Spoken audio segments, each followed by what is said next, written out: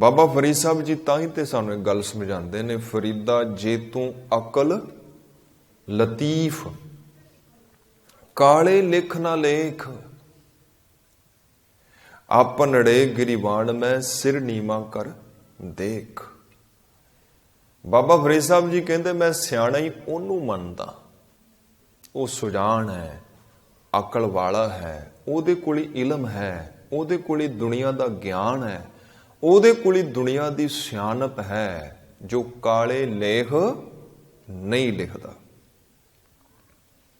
हुण काले लेख की ने? देखो गुरमुख प्यारो, इस दुनिया दे अंदर हर एक चीज दो वारी बनती है। जो कुछ भी तुहानू दिखाई दे रहा है ये दो वारी बनया। कुछ भी छोटी तो छोटी चीज, वड्डी तो वड्डी चीज, जिसनू बंदे ने ईजाद किया, बंदे ने बनाया, वो दो वारी बनी है। हुण दो वारी कैसे बनी है? एक वारी बनी है वो बंदे दे जेहन च। मान लो इस बिल्डिंग की आपां गल करते हैं तो कदी ना कदी जिसने भी इसनू तैयार किया पहले उन्हें सोचा भी इनू इस ढंग नाल बनाना है। पहला उन्हें सोचा, सोचण तो बाद फिर उसने की किया, इनू साकार रूप दिता। भाव कि कुछ भी बनता है पहला तुहाडे मन च बनता है, तुहाडे विचारां च बनता है, फिर उन्होंने तुसी साकार रूप देंदे हो। होर आसानी हो जाती है कि आपां जो भी करते हैं, जो भी करते हैं, करन तो पहला वो साडे जेहन च हुंदा है, फिर असीं करते हैं। लेख, लेख की ने? लेख ने जो तुसी इत्थे लिखदे हो, तुहाडे मन च की चलदा है। मैं कई बार एक किताब का जिक्र करदा हुंदा, as you think, James Allen की किताब है। छोटी जी किताब है, बहुत ही वड्डी नहीं हैगी, और तुहानू हिंदी च भी मिल जाएगी, पंजाबी च भी मिल जाएगी, इंग्लिश तो है ही हो, होर भी कई भाषावां च है।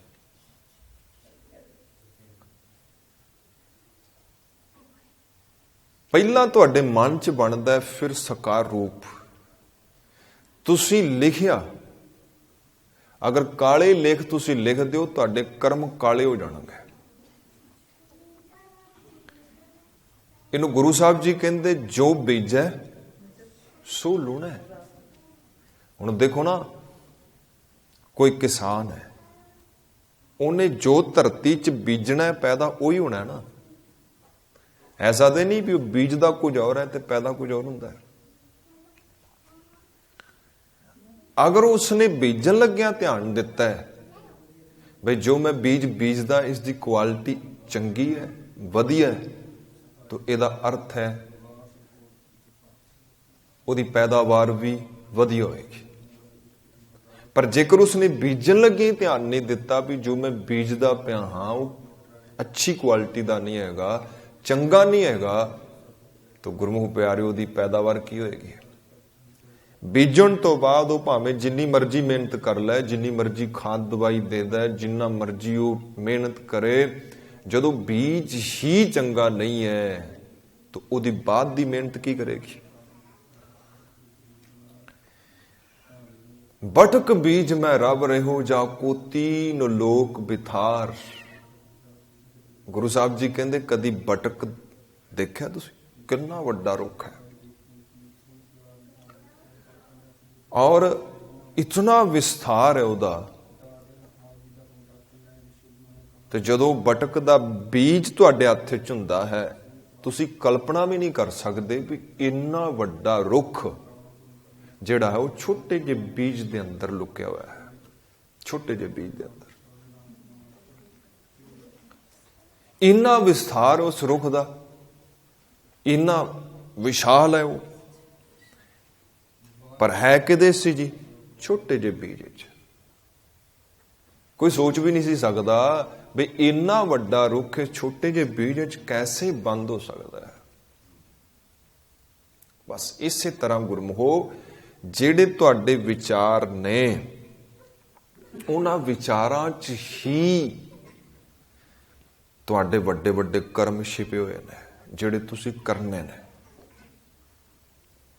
ਉਹ ਮਾੜੇ ਹੋਣ, ਉਹ ਚੰਗੇ ਹੋਣ, ਬਾਬਾ ਫਰੀਦ ਸਾਹਿਬ ਜੀ ਕਹਿੰਦੇ ਬਸ ਤੂੰ ਲਿਖਣ ਲੱਗਿਆ ਧਿਆਨ ਰੱਖਣਾ ਹੈ ਕਿ ਤੇਰੀ ਸਮਝ, ਤੇਰੀ ਮੱਤ, ਤੇਰੇ ਮਨ 'ਚ ਕਿਤੇ ਕਾਲੇ ਲਿਖਦੇ ਨਹੀਂ ਹੈਗੇ।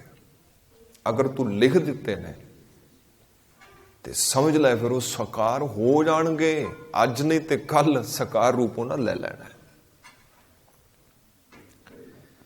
ਸੋਚਣ ਤੇ ਜ਼ਰੂਰ ਧਿਆਨ ਦਿਆ ਕਰੋ ਗੁਰਮੁਖੋ, ਕੀ ਚਿੰਤਨ ਚੱਲਦਾ ਹੈ, ਕੀ ਮਨ 'ਚ ਮਨਨ ਚੱਲਦਾ ਹੈ, ਇਹਦੇ ਤੇ ਧਿਆਨ ਦੇਣਾ ਬੜਾ ਜ਼ਰੂਰੀ ਹੈ। ਦੇਖੋ ਨਾ, ਖਾਣ ਲੱਗੇ ਆਪਾਂ ਬੜਾ ਧਿਆਨ ਰੱਖਦੇ ਹਾਂ, ਪੌਸ਼ਟਿਕ ਆਹਾਰ ਲੈਂਦੇ ਹਾਂ, ਚੰਗਾ ਖਾਣਾ ਖਾਂਦੇ ਹਾਂ, ਚੰਗੀ ਗੱਲ ਹੈ। ਖਾਣਾ ਖਾਂਦਿਆਂ ਖਾਂਦਿਆਂ ਜੇਕਰ ਕਿਤੇ ਕੋਈ ਪੱਥਰ ਆਦਿਕ ਸਾਡੇ ਦਾੜ ਥਲੇ ਆ ਜਾਂਦਾ ਹੈ, ਦੰਦਾਂ ਹੇਠਾਂ ਆ ਜਾਂਦਾ ਹੈ, ਤੇ ਆਪਾਂ ਉਹਨੂੰ ਅੰਦਰ ਨਹੀਂ ਨਿਕਲ ਜਾਂਦੇ, ਆਪਾਂ ਰੁਕ ਜਾਂਦੇ ਹਾਂ, ਬਾਹਰ ਸਿੱਟ ਦਿੰਦੇ ਹਾਂ। ਪਰ ਮੈਨੂੰ ਇਹ ਨਹੀਂ ਸਮਝ ਆਉਂਦੀ ਵੀ ਆਪਾਂ ਇੰਨਾ ਧਿਆਨ ਰੱਖਦੇ ਹਾਂ ਖਾਣ ਪੀਣ ਦੇ ਵੱਲ, ਪਹਿਰਨ ਦੇ ਵੱਲ, ਪਰ ਆਪਾਂ ਉਦੋਂ ਕਿਉਂ ਚੇਤਾ ਭੁੱਲ ਜਾਂਦੇ ਹਾਂ ਜਦੋਂ ਆਪਾਂ ਸੋਚਦੇ ਹਾਂ ਮਾੜੇ ਤੇ ਖੋਟੇ ਵਿਚਾਰ ਸਾਡੇ ਅੰਦਰ ਚੱਲਦੇ ਰਹਿੰਦੇ ਨੇ। ਲੜੀ ਇੱਕ ਤੋਂ ਨਾਲ ਦੂਜਾ, ਦੂਜੇ ਤੋਂ ਨਾਲ ਤੀਜਾ, ਕਿੰਨਾ ਕਿੰਨਾ ਸਮਾਂ ਅਸੀਂ ਮਾੜਾ ਸੋਚਦੇ ਰਹਿੰਦੇ ਹਾਂ, ਸੋਚਦੇ ਰਹਿੰਦੇ ਹਾਂ। ਕੋਈ ਦਿੱਕਤ ਨਹੀਂ, ਕੋਈ ਪਰੇਸ਼ਾਨੀ ਨਹੀਂ। ਗੁਰਮੁਖ ਪਿਆਰਿਓ, ਠੀਕ ਹੈ, ਤਨ ਬਣਨਾ ਹੈ ਅਨਾਜ ਨਾਲ, ਰੋਟੀ ਨਾਲ। ਮਨ ਕਿਹਦੇ ਨਾਲ ਬਣਨਾ ਹੈ? ਮਨ ਬਣਨਾ ਤੁਹਾਡੇ ਵਿਚਾਰਾਂ ਨਾਲ। ਉਹੀ ਲੇਖ ਨੇ। ਹੁਣ ਤੁਸੀਂ ਕੀ ਲਿਖ ਰਹੇ ਹੋ? ਇਹ ਗੱਲ ਯਾਦ ਰੱਖਿਓ, ਜੋ ਲਿਖ ਦਿੱਤਾ ਸਤਿਗੁਰੂ ਕਹਿੰਦੇ ਫਿਰ ਉਹਨੂੰ ਮਿਟਾਇਆ ਨਹੀਂ ਜਾ ਸਕਦਾ। ਫਿਰ ਲੇਖਾ ਹੁੰਦਾ ਹੈ। ਲੇਖੇ ਦਾ ਅਰਥ ਕੀ ਹੈ? ਜੋ ਬੀਜੈ ਸੋ ਲੂਣਾ, ਕਰਮਾ ਸੰਦੜਾ ਖੇਤ। ਜੋ ਤੁਸੀਂ ਬੀਜ ਦਿੱਤਾ ਵੱਢਣਾ ਪਏਗਾ।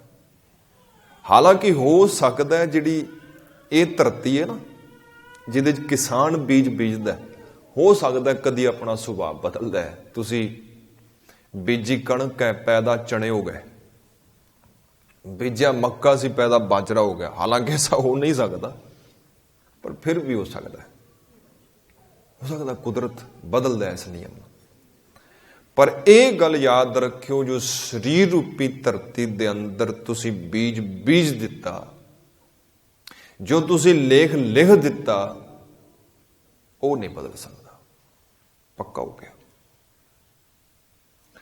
ਪਾਤਸ਼ਾਹ ਕਹਿੰਦੇ ਅਗਰ ਸਿਆਣਾ ਹੈ ਨਾ ਤੇ ਕਾਲੇ ਲੇਖ ਨਾ ਲਿਖ। ਫਿਰ ਇਹ ਤੇਰੀ ਸਿਆਣਪ ਹੈ। ਲਿਖਣਾ ਕੀ ਹੈ? ਗੁਰੂ ਨਾਨਕ ਸੱਚੇ ਪਾਤਸ਼ਾਹ ਮਹਾਰਾਜ ਜੀ ਕਿਰਪਾ ਕਰਦੇ, ਕਹਿੰਦੇ ਜਾਲ ਮੋਹ ਕਸ ਮਸ ਕਰ, ਮਤ ਕਾਗਦ ਕਰ ਸਾਰ। ਕਹਿੰਦੇ ਪਹਿਲਾਂ ਸ਼ਾਹੀ ਬਣਾ। ਲਿਖਣ ਲੱਗਿਆ ਸ਼ਾਹੀ ਚਾਹੀਦੀ ਹੈ ਨਾ, ਕਲਮ ਵੀ ਚਾਹੀਦੀ ਹੈ ਤੇ ਕਾਗਜ਼ ਵੀ ਚਾਹੀਦਾ ਹੈ। ਪਾਤਸ਼ਾਹ ਕਹਿੰਦੇ ਜਾਲ ਮੋਹ, ਜਿਹੜਾ ਤੇਰੇ ਅੰਦਰ ਮੋਹ ਹੈ ਨਾ, ਇਹਨੂੰ ਸਾੜ। ਕਸ, ਇਹਨੂੰ ਸਾੜ ਕੇ ਕਸਾ। ਜਾਲ ਮੋਹ ਕਸ ਮਸ, ਮਸ ਮੀਨ ਸ਼ਾਹੀ, ਇਹਦੀ ਸ਼ਾਹੀ ਬਣਾ। ਕਿਉਂਕਿ ਜਿੰਨੇ ਵੀ ਸਾਡੇ ਵਿਚਾਰ ਨੇ ਗੁਰਮੁਖ ਪਿਆਰਿਓ, ਪ੍ਰੇਰਿਤ ਹੁੰਦੇ ਨੇ। ਮੋਹ ਤੋਂ ਵੀ ਪ੍ਰੇਰਿਤ ਹੋਣਗੇ, ਕਾਮ ਤੋਂ ਵੀ ਪ੍ਰੇਰਿਤ ਹੋਣਗੇ, ਕ੍ਰੋਧ ਤੋਂ ਵੀ ਪ੍ਰੇਰਿਤ ਹੋਣਗੇ। ਤੋ ਸਤਿਗੁਰੂ ਇੱਕ ਦੀ ਗੱਲ ਕਰਦੇ, ਕਹਿੰਦੇ ਤੂੰ ਪਹਿਲਾਂ ਮੋਹ ਨੂੰ ਸਾੜ, ਇਹਦੀ ਸ਼ਾਹੀ ਬਣਾ ਲੈ। ਜਾਲ ਮੋਹ ਕਸ ਮਸ ਕਰ, ਮਤ ਕਾਗਦ। ਜਿਹੜੀ ਤੇਰੀ ਮਤ ਹੈ ਨਾ, ਇਹ ਕਾਗਜ਼ ਹੈ, ਇਹ ਕਾਗਜ਼ ਹੈ। ਸ਼ਾਹੀ ਬਣ ਗਈ, ਕਾਗਜ਼ ਮਿਲ ਗਿਆ। ਫਿਰ ਜਾਲ ਮੋਹ ਕਸ ਮਸ ਕਰ, ਮਤ ਕਾਗਦ ਕਰ ਸਾਰ। ਅੱਗੇ ਪਾਤਸ਼ਾਹ ਜੀ ਕਹਿੰਦੇ ਭਾਓ ਕਲਮ ਕਰ। ਹੁਣ ਕਲਮ ਚਾਹੀਦੀ ਹੈ। ਸਤਿਗੁਰੂ ਕਹਿੰਦੇ ਭਾਓ, ਪ੍ਰੇਮ ਦੀ ਕਲਮ ਬਣਾ। ਪ੍ਰੇਮ ਤੇਰੇ ਜੀਵਨ ਚ ਹੋਵੇ। ਮੋਹ ਸਾੜ ਦੇ, ਮੋਹ ਦਾ ਸ਼ੁੱਧ ਰੂਪ ਜਿਹੜਾ ਹੈ ਗੁਰਮੁਖ ਪਿਆਰਿਓ ਹੁੰਦਾ ਪ੍ਰੇਮ, ਤੇ ਪ੍ਰੇਮ ਦਾ ਅਸ਼ੁੱਧ ਰੂਪ ਹੁੰਦਾ ਮੋਹ। ਅਸੀਂ ਕਰਦੇ ਮੋਹ ਆ, ਦੱਸਦੇ ਪ੍ਰੇਮ ਆ। ਹੁੰਦਾ ਸਾਨੂੰ ਮੋਹ ਹੈ ਆਪਣੇ ਬੱਚਿਆਂ ਨਾਲ, ਪਰਿਵਾਰ ਨਾਲ, ਅਸੀਂ ਕਹਿੰਦੇ ਨਹੀਂ ਜੀ ਸਾਡਾ ਪ੍ਰੇਮ ਹੈ। ਪ੍ਰੇਮ ਨਹੀਂ ਕਰਦੇ। ਹਾਂ, ਸਾੜਾਂਗੇ ਸ਼ੁੱਧ ਰੂਪ ਹੋ ਜਾਏਗਾ। ਜਿਸੇ ਸੋਨੇ 'ਚ ਮਿਲੀ ਹੁੰਦੀ ਹੈ ਮਿਲਾਵਟ, ਤੇ ਜਿਹੜਾ ਸੁਨਿਆਰਾ ਉਹਨੂੰ ਸਾੜਦਾ ਤੇ ਉਹਦੇ 'ਚੋਂ ਪਿਓਰ ਸੋਨਾ ਜਿਹੜਾ ਹੈ ਬਚ ਜਾਂਦਾ, ਉਹਦੀ ਖੋਟ ਸੜ ਜਾਂਦੀ ਹੈ।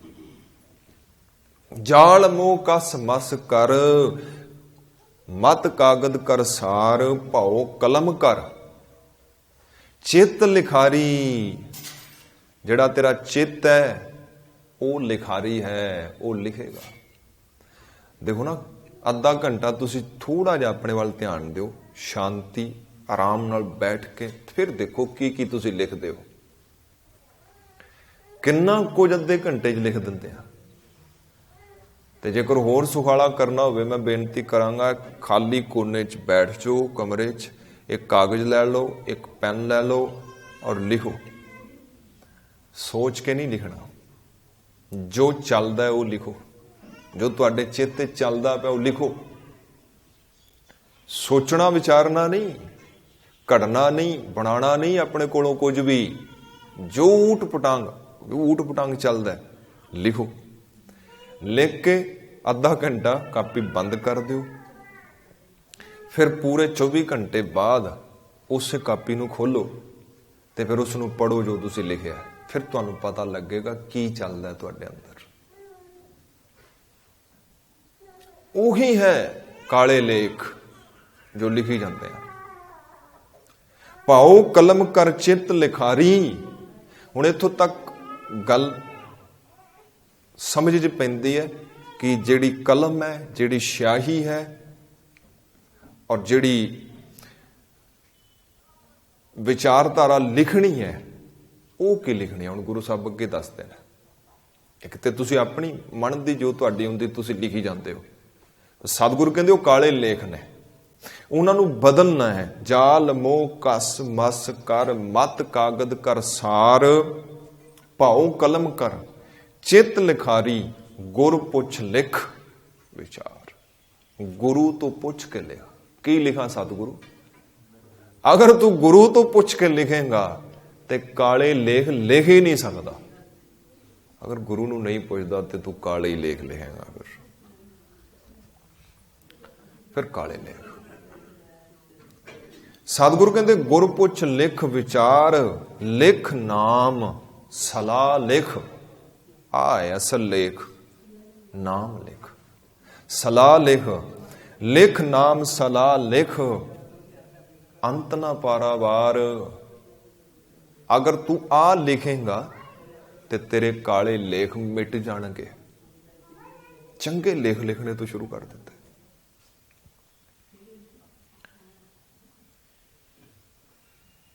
ਬਾਬਾ ਇਹੋ ਲੇਖਾ ਲਿਖ ਜਾਣ। ਆ ਹੈ ਅਸਲ ਲੇਖਾ, ਲਿਖਣ ਵਾਲਾ। ਲਿਖ ਬਾਬਾ ਇਹੋ ਲੇਖਾ ਲਿਖ ਜਾਣ, ਜਿੱਥੇ ਲੇਖਾ ਮੰਗੀਐ। ਆਪਾਂ ਕਹਿੰਦੇ ਨਾ ਲੇਖਾ ਮੰਗਿਆ ਜਾਣਾ। ਹੁਣੇ ਮੈਂ ਬੇਨਤੀ ਕੀਤੀ ਨਾ, ਜੋ ਤੁਸੀਂ ਲਿਖਿਆ, ਜੋ ਤੁਸੀਂ ਬੀਜਿਆ, ਵੱਢਣਾ ਪੈਣਾ ਤੁਹਾਨੂੰ। ਅਗਰ ਤੁਸੀਂ ਆਪਣੇ ਅੰਦਰ ਹੀ ਚੰਗੀ ਚੀਜ਼ ਬਣਾਈ ਬੈਠੇ ਹੋ ਤੇ ਬਾਹਰ ਮਾੜੀ ਕਿਵੇਂ ਬਣੇਗੀ? ਪਰ ਜੇਕਰ ਤੁਸੀਂ ਆਪਣੇ ਅੰਦਰ ਹੀ ਮਾੜੀ ਵਿਚਾਰ ਬਣਾਈ ਬੈਠੇ ਹੋ ਤੇ ਬਾਹਰ ਕਿਵੇਂ ਚੰਗੀ ਬਣੇਗੀ? ਬਾਹਰ ਚੰਗੀ ਬਣਾ ਵੀ ਲਓਗੇ ਨਾ, ਥੋੜਾ ਬਹੁਤਾ ਲੀਪਾ ਪੋਤੀ ਕਰ ਵੀ ਲਓਗੇ, ਆਪਣੇ ਆਪ ਤੇ ਥੋੜਾ ਕੰਟਰੋਲ ਕਰ ਵੀ ਲਓਗੇ, ਪਰ ਜਿੱਥੇ ਵੀ ਮੌਕਾ ਮਿਲੇਗਾ ਜੋ ਤੁਹਾਡੇ ਅੰਦਰ ਹੈ ਉਹ ਪ੍ਰਗਟ ਹੋ ਜਾਣਾ ਹੈ। ਬਸ ਮੌਕਾ ਮਿਲਣ ਦੀ ਢੇਰ ਹੈ।